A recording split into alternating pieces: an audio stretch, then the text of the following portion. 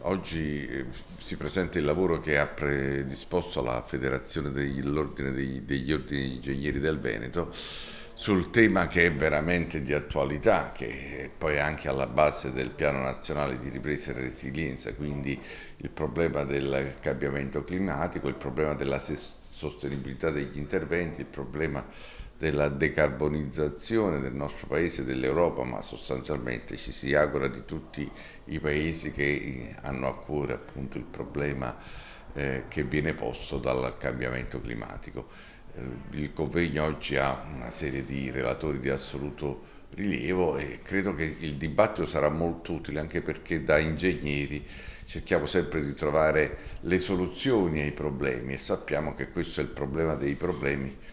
che metterà in discussione anche la sopravvivenza per certi aspetti delle future generazioni. In questa logica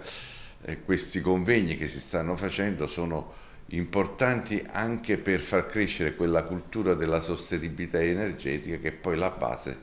sulla quale poi si costruiscono tutte le tecniche, le tecnologie, gli interventi per poter evitare appunto la presenza del CO2, del famoso CO2 che poi non è solo l'anidride carbonica ma anche tutti gli altri gas, metano eccetera che contribuiscono all'effetto serra.